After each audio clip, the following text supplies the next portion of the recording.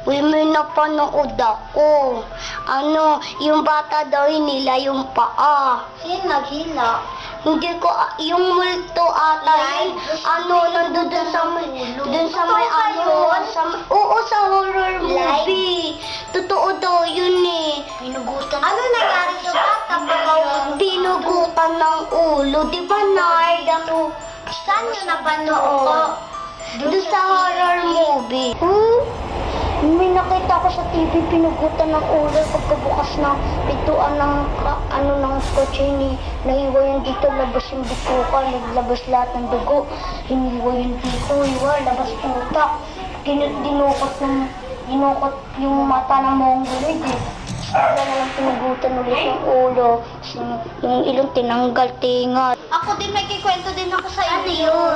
May napaginipan ako. Ano yun?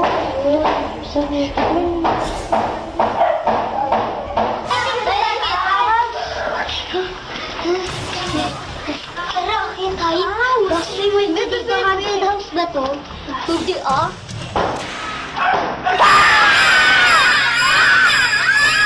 Ano to? May kwento?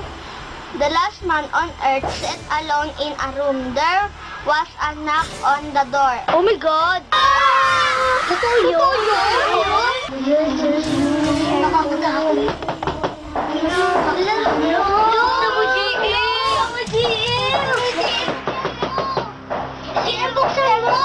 Ayoko, baka ayan na yung multo.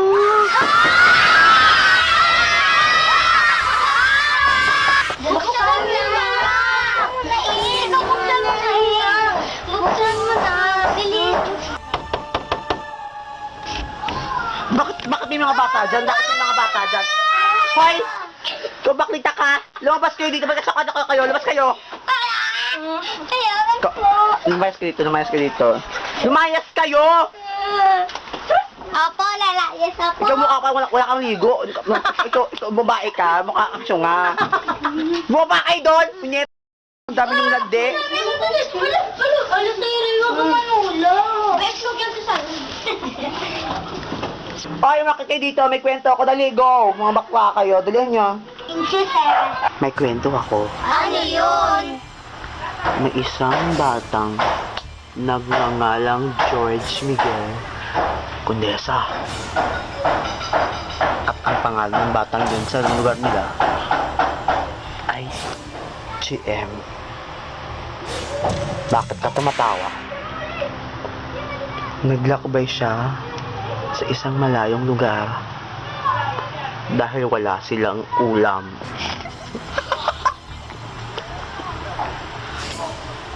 Ang sabi ko kanina, walang tatawa. Yung sipon ko na lang ilag. Kaya ayaw. Walang tatawa. Ito niya yung kwento. Ito kasi. Pumunta siya kila Ate SB. Kasi gusto niyang bumili ng ginisa mix. Kaso lang, Dahil siyang pera. hindi. Magic sarap lang ang meron sa tindahan na yun. Kaya no choice si GM. Binili na lang niya yung magic sarap. Kahit ang pinapabili sa kanya ay kinisa mix. Pagdating niya sa bahay, tumambad sa kanya ang mukhang ganyan. Nagalit ang nanay niya. Sa sobrang galit ng nanay niya, lumabas ang sipon sa kanyang ilong. Nagulat ang nanay niya dahil lumabas ang sipon. Napatawa tuloy ang kanyang nanay. Sabi niya, may sipon kasi ako. Ano mong ginawa ng nanay niya? Kumuha ng bimpo. At alam niyong ginawa sa bimpo? Mamaya na may airplane pa. Alam niyong ginawa sa bimpo? Alam mo? Ikaw alam mo? Alam mo? Anong ginawa? Pinasinga siya. Tama. Suminga ang nanay ni GM. Nakakatakot naman kasi puro kwento. Ikaw ang magkwento. Sabi ko, kwento na yung yung multo kila Ate Jerel. Ano meron doon? Yung kasi daw, yung dating nagbabantay si Taliling, nakita daw. Sino yung taliling?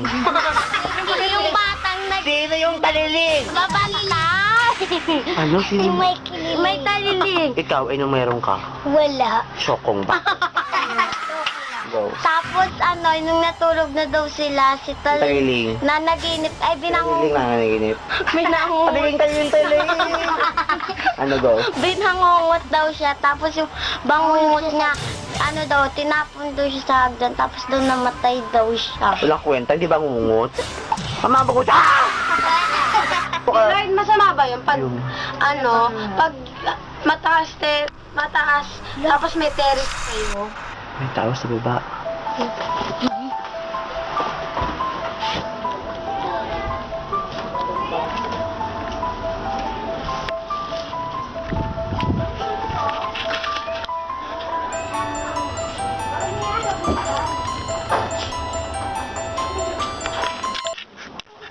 Ayun, no?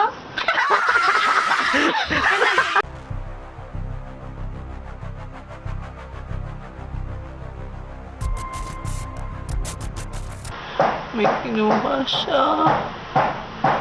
Kinuha na yung... Kinuha na yung panskanton ko!